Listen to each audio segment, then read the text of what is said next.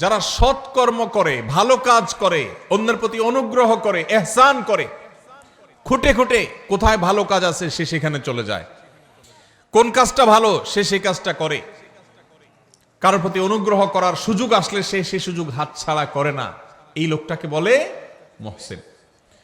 আল্লাহ রাব্বুল আলামিন কোরআনে হাকিমের অন্তত 4 জায়গায় এই একই কথা আল্লাহ তাআলা তাঁর ভাষায় তিনি ব্যক্ত করেছেন, প্রকাশ করেছেন। সূরা বাকারা 165 নম্বর আয়াত, সূরা আলে ইমরান 134 নম্বর আয়াত, একইভাবে সূরা আলে ইমরান 148 নম্বর আয়াত, সূরা মায়েদা 93 নম্বর আয়াত।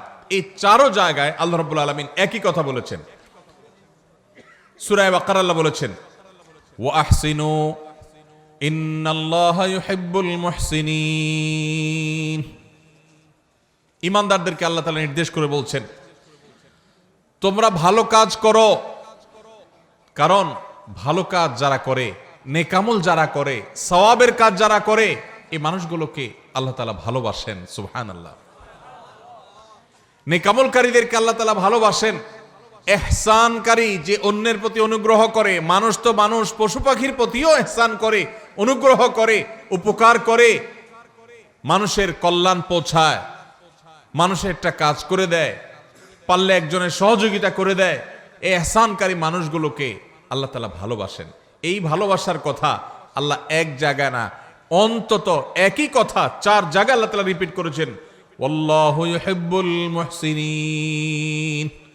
আল্লাহ রাব্বুল আলামিন ইহসানকারীদেরকে, সৎকর্ম সম্পাদনকারীদেরকে, ভালো কাজ খুঁটে খুঁটে যারা করে সেই মানুষদেরকে আল্লাহ তাআলার বান্দা, এমনকি আল্লাহর যে কোনো সৃষ্টির প্রতি যারা অনুগ্রহ করে, যাদের মনের মধ্যে মায়া আছে, যারা শক্ত হৃদয়ের না, যারা মানুষের প্রতি অবিচার করে না, জুলুম করে না, পারলে অনুগ্রহ করে, মায়া করে, দয়া করে, ভালোবাসে।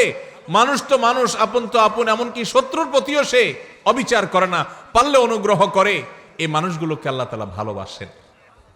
ভাইরা আমার, তাহলে আমরা আল্লাহর ভালোবাসার মানুষগুলোর প্রথম শ্রেণীর সাথে পরিচিত ইতোমধ্যে হয়ে গেলাম। তারা হলো যারা খুঁজে খুঁজে সব নেকামল ভালো কাজগুলো করে, বিশেষ করে আল্লাহর সৃষ্টি একটি একটি করে খুঁজে সবার সাথে অনুগ্রহ করে, মায়া করে, দয়া করে, ইহসান করে।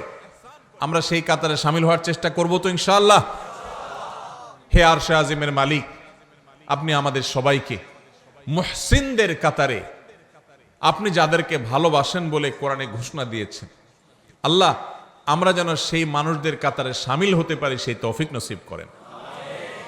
আজকের মাহফিল থেকে আমরা ভাই নিয়ত করে নেই, যখনই কোনো ভালো কথা শুনবো সবার আগে আমল করব, যখনই কোনো ভালো কথা জানবো সবার আগে সেটা বাস্তবায়ন করব, যখনই কারোর প্রতি উপকার করার, ইহসান করার, কারোর কল্যাণ পৌঁছানোর, কারোর সেবা করার, কারোর একটা সহযোগিতা করার সুযোগ পাবো, সবার আগে সেটা আমি ধরবো, হাতছাড়া করব না, চেষ্টা করব তো ইনশাআল্লাহ। স্বার্থপরতার এই যুগে, স্বার্থান্ধের এই যুগে প্রত্যেকটা মানুষ নিজের স্বার্থ নিয়ে ভাবে, কারোর উপকারের কথা সাধারণত চিন্তা করে না। এমন স্বার্থান্ধ হয়ে গেছি আমরা আজ, এখন প্রবাদী হয়ে গেছে, আগে বাঁচলে বাপের নাম, নিজে বাঁচলে বাপের নাম। নিকৃষ্টতম একটা প্রবাদ আমাদের বাংলা ভাষায় প্রচলিত, নিকৃষ্টতম প্রবাদ, নিজে বাঁচলে বাপের নাম। এটা সেলফিশদের প্রবাদ, এটা কোনো মুসলমানের প্রবাদ নয়, এটা কোনো ভালো মানুষের প্রবাদ হতে। নিজে বাঁচলে অর্থাৎ আমারটা ঠিক থাকলে 16 আনা, তারপরে এবার বাপের চিন্তা করব, অন্যের চিন্তা করব। এটা কি ভালো মানুষের কথা না স্বার্থপরের কথা? আমরা সেই সাহাবীদের রুহানি সন্তান, আমরা সেই নবীর উম্মত, যেই নবী নিজের চিন্তা পরে করতেন, মানুষের চিন্তা আগে করতেন। আমরা কি নিজের চিন্তা আগে করব না মানুষের চিন্তা আগে করব?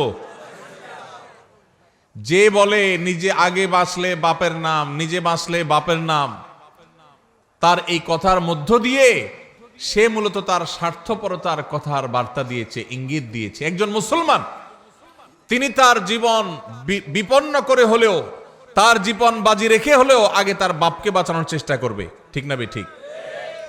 আপনার জীবন আপনার বাপের জীবন, দুইটার যে কোনো একটা টিকবে আপনি যদি এটা জানেন। আপনি আপনার মা দুজনের যে কোনো একজন বাঁচতে পারবেন যদি আপনি জানেন। আপনি যদি নিজেরটা বাঁচানোর চিন্তা করেন, মারটার বাঁচানোর চিন্তা না করেন, আপনি কি সুসন্তান না কুসন্তান? তাহলে বোঝা গেল স্বার্থপর এটা কখনো ভালো মানুষের চরিত্র নয়। একজন ভালো মানুষের চরিত্র হলো তিনি কিভাবে অন্যের উপকার করবেন। আল্লাহ রাব্বুল আলামিন কোরআনে কারিমে এই অন্যের প্রতি অনুগ্রহকারী মানুষদের প্রশংসা করেছেন বিভিন্ন জায়গায়। ওয়ায়ুসিরুনা আলা আনফুসিহিম ওয়ালাউ কানা বিহিম খাসাসা।